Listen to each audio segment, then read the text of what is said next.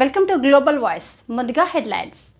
ఎన్నికల్లో జరిగిన ఈవీఎంల ధ్వంసం కేసులో హైకోర్టు నుండి ముందస్తు బెయిల్పై ఉన్న మాచర్ల మాజీ ఎమ్మెల్యే పిన్నెల్లి రామకృష్ణారెడ్డి ముందస్తు బెయిల్ను హైకోర్టు నిరాకరించడంతో బుధవారం నర్సరావుపేట ఎస్పీ కార్యాలయానికి అరెస్ట్ చేసి తీసుకెళ్లడం జరిగింది. రామకృష్ణారెడ్డిపై ఈవీఎంల ధ్వంసంతో పాటు పలు కేసులు పిన్నెల్లిపై నమోదు చేశారు. రామకృష్ణారెడ్డి తమ్ముడు వెంకటరామిరెడ్డిపై కూడా ఎన్నికల్లో జరిగిన గొడవలు ఉన్నట్లు పోలీసులు నిర్ధారించారు.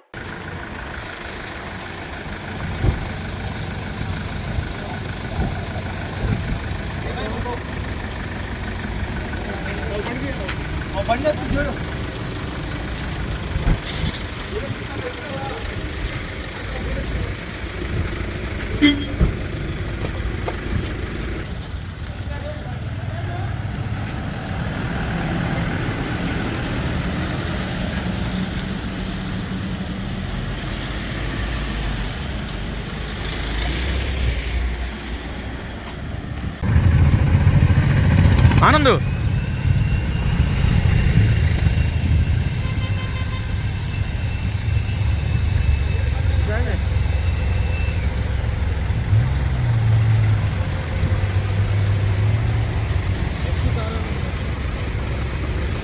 చందు గారు ప్లీజ్ చందు గారు ఒకసారి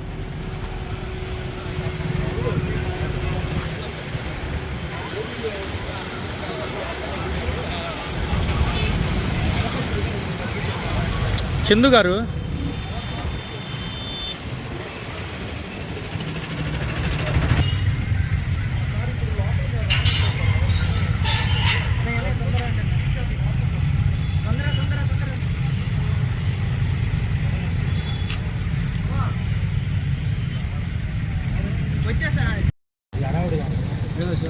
అన్న పక్కరా